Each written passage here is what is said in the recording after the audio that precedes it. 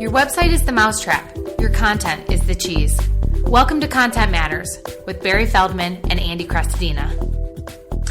We're out there. We're working hard.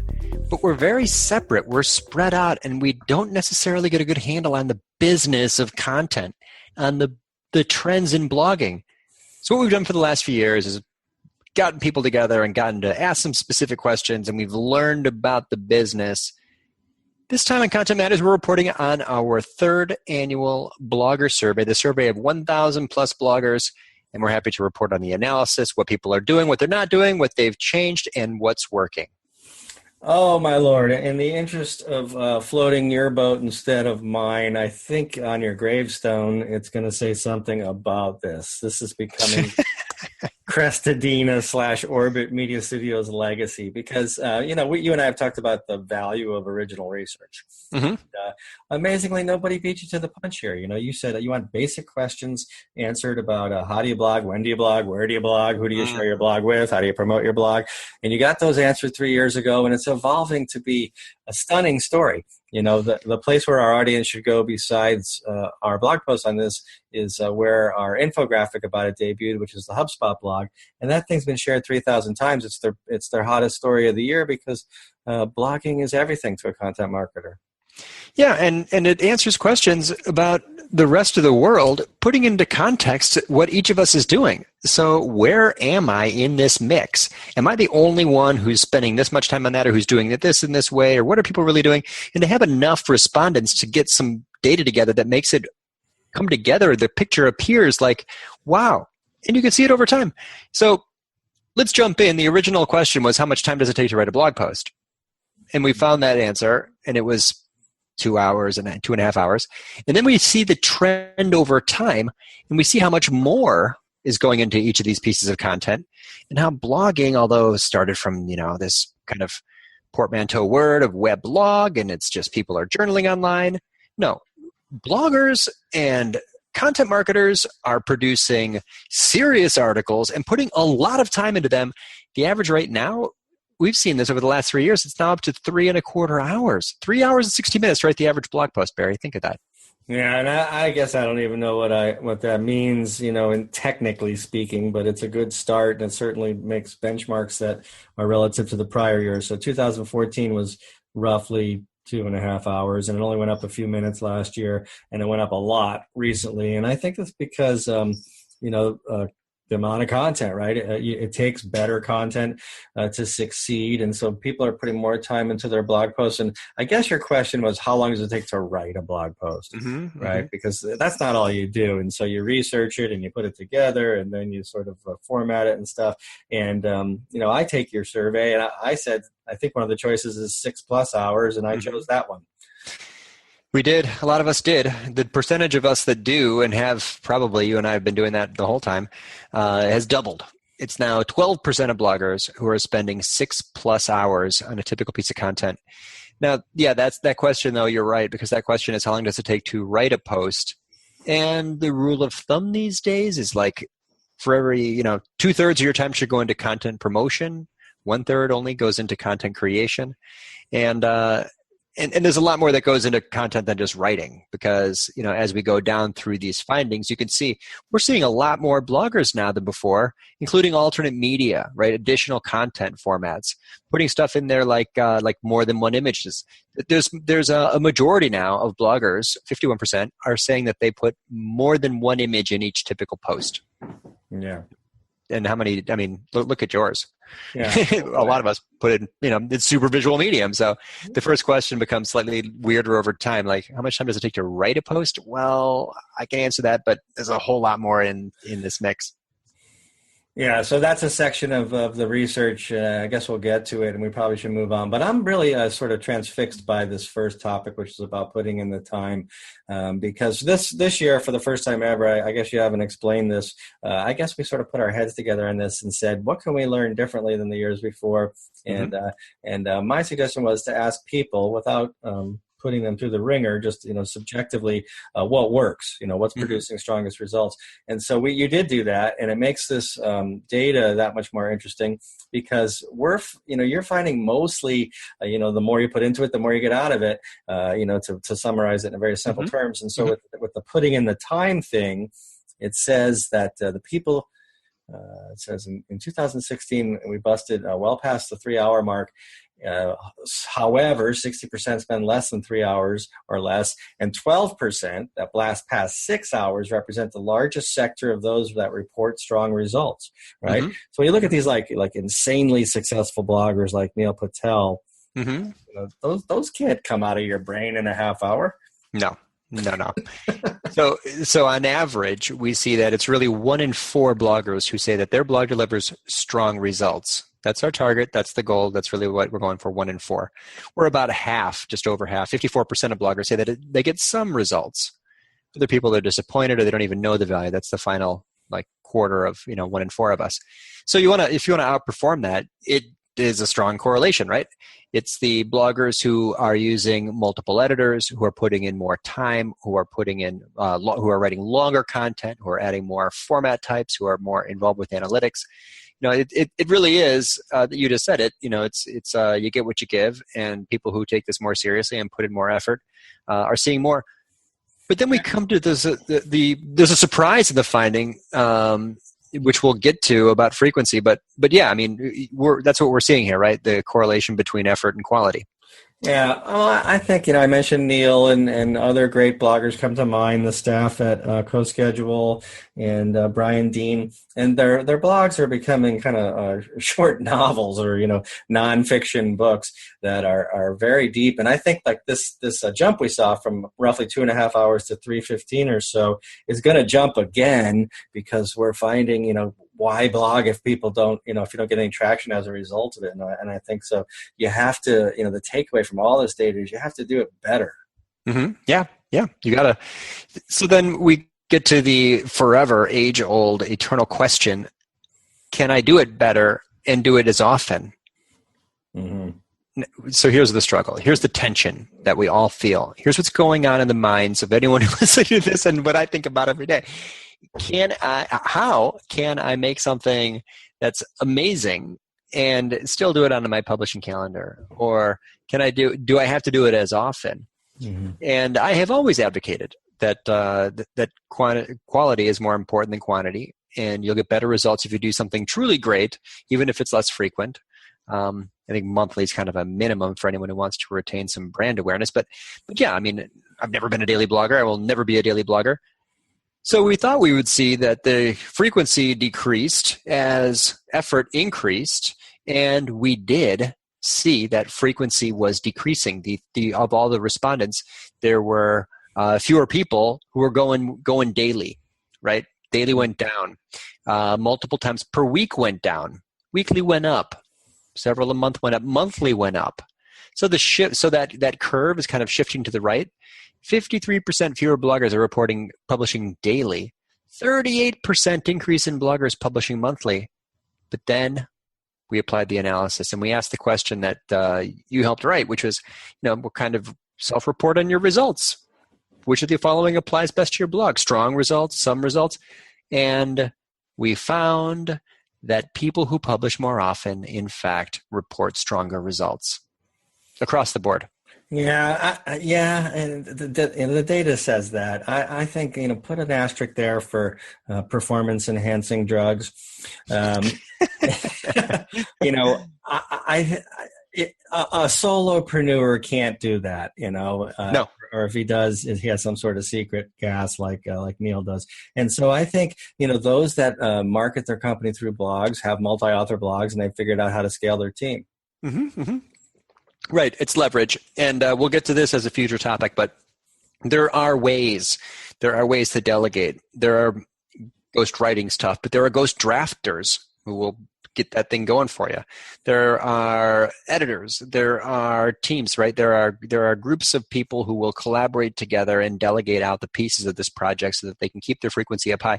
The solopreneur, though, it's tricky.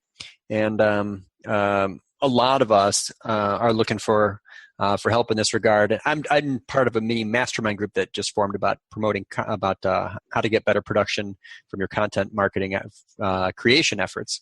But yeah, we'll get to that as a future topic. And I'm not going to recommend that anybody kill themselves trying to go daily on amazing content. Yeah, well, toss in a reality check, right? Like, should I blog daily? No, unless you can blog daily with an awesome blog, so then yes, so you should blog as often as you can create something great. Yeah. And maybe your content strategy is to produce, it would be contrary to the findings, but maybe you're writing shorties. Maybe you're doing a daily shorty. I know people that do this and see good results that way.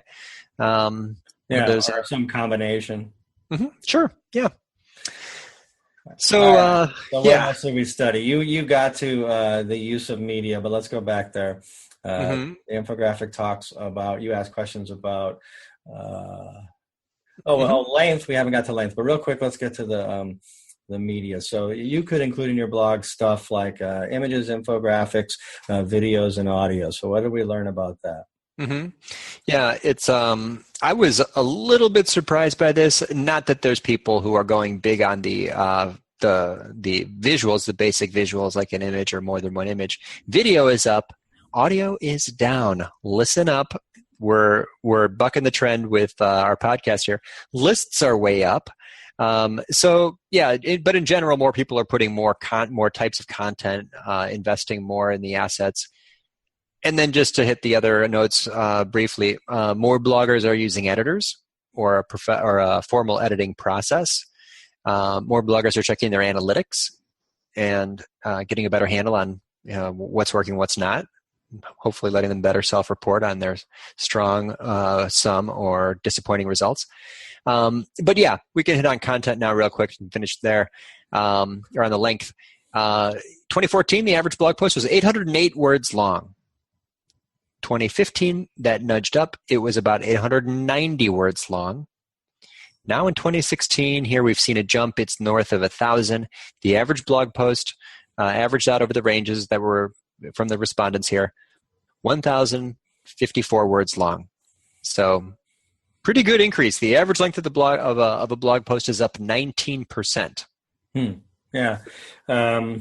I have no reason to debate that. They are getting longer, and those that report to the world at large about the trials and tribulations and successes and failures of content marketers generally say longer, stronger, and more likely to rank on search page one, which is obviously one of the goals.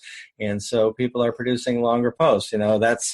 That's good if they're better, and so I think as a universal rule, it's also dangerous because people are also blabbing on, incessantly and boringly.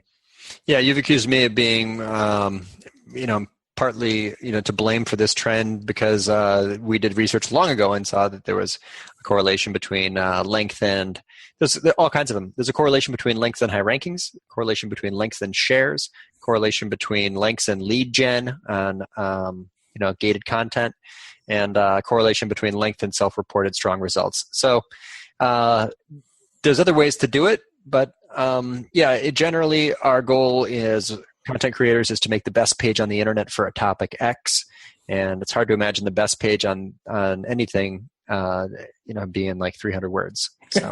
Yeah, but the best page on something could be 90-second videos. So it's true. It remains to be seen. The user experience at least has something to do with it. I have to quote George Carlin, one of my favorite comedians. Do you feel the same?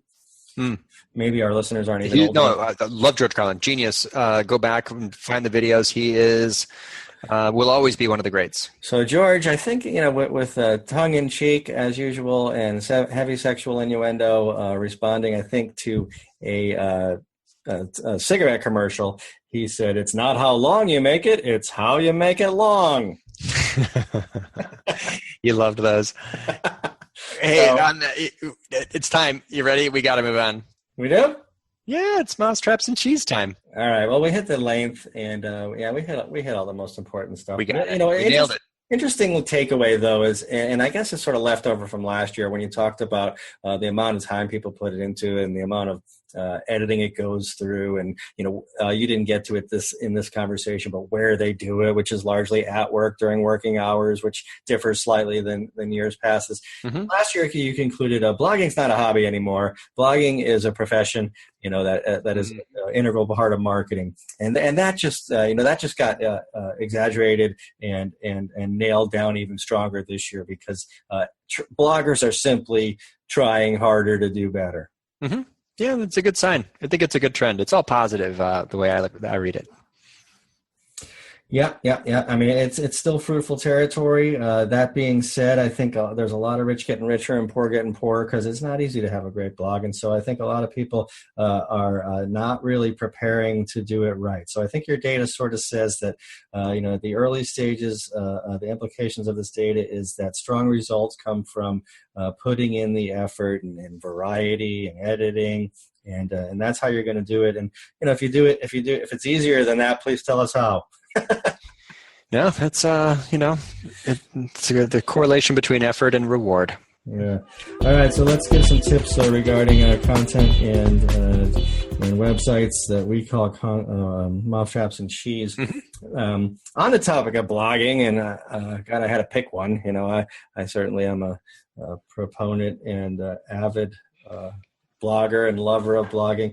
On the topic of blogging, something that the data doesn't get into is the point of view and the voice and so forth. And you and I had a conversation about some interesting characters in content marketing just earlier today. And love them or hate them, there are these bloggers who have very, very strong points of view, and I think you should. And my advice to bloggers, if they fear making ripples, is to not to.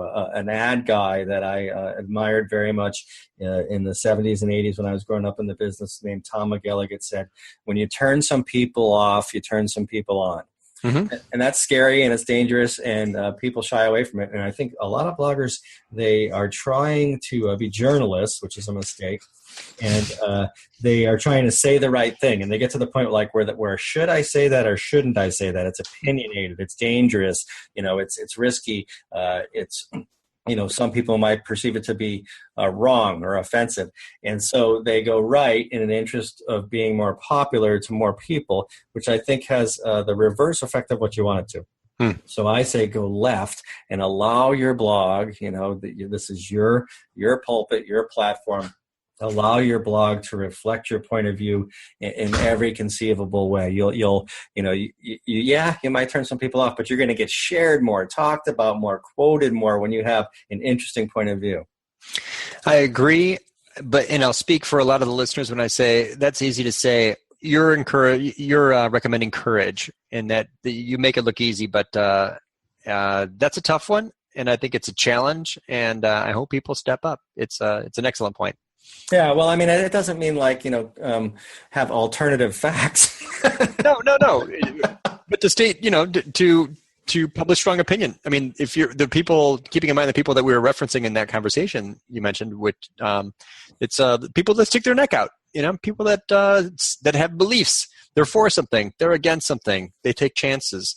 And those are people whose blogs grew in popularity because of their point of view. Yeah, it's not watered down. You know that you know them when you hear them. You read it, they sound like them. It's a voice. Excellent. Okay, mousetrap tips tend to skew more toward the conversion optimization and how to get better results by getting visitors to take action. And I'm going to share something that I've written about recently that anyone can apply. Adding proof and evidence to your pages, your sales pages, product pages, service pages, will improve conversions. Add proof, add evidence. But I want to suggest and remind people that there are two kinds of proof you can add to these pages. There's the big picture, data, statistics type proof, the numbers, and there's the little picture, the individual, the personal story, the testimonial, the case study proof. If you want to get a better conversion rate on your sales pages, your products, your services, your programs, your events, whatever you're trying to sell, that page, not the content marketing, not the blog, but on the sales pages, add evidence, but cover both bases. Add a statistic that shows that you're legit by using data and appealing to the mind with reason. And then add a testimonial that adds evidence by including a personal story. Show the picture, make it a face by appealing to the heart with emotion. Two kinds of data or two kinds of evidence, and it's a strong page that includes a little bit of both. And that's good stuff. I'm kind of on a beat. I'll spare you the details of the client, but I'm kind of on a user-generated content beat, which includes something I've written for you, actually. And I think, social proof largely is user-generated, and it's just simply a matter of trust. We didn't. This stuff didn't come from the CEO or the marketing department. This stuff came from your peers. Yeah. That's the third-party endorsement. At that point, it's evidence. And when you show that other people believe in that thing, you benefit from them. It's called the halo effect. It's called the bandwagon effect. It's the conformity bias. It's herd behavior. It's leveraging that thing, right? You can't say it as well as they can. Whatever you write is marketing, but it comes from the user, comes from the audience, comes from a third party. It's someone else. It's a vote for you. It's not, you can't really say trust me, but other people can say, trust them. All right, let's get out of here. I see Jimmy Fallon outside the door. It's time to clear the studio and give way to the Tonight Show. But what's next? Something we neglected, and though we'll show you this data we're talking about, we neglected to tell our listeners how to find this research. It's called, as an infographic, Secrets of the Most Successful Bloggers. You'll certainly find it as soon as you hear this if you do a search for that. And then on Orbit's media site, what's it called? The survey of the third annual survey of 1,000 plus bloggers. All right on. Okay, so we'll talk to you again in a couple weeks at the next episode of Content Matters, where we're going to queue up the all-important and juicy topic of repurposing your media across, or repurposing your content across media. Excellent. Looking forward to it. See you then, partner. All right. Thanks, Andy. Talk to you. It's gonna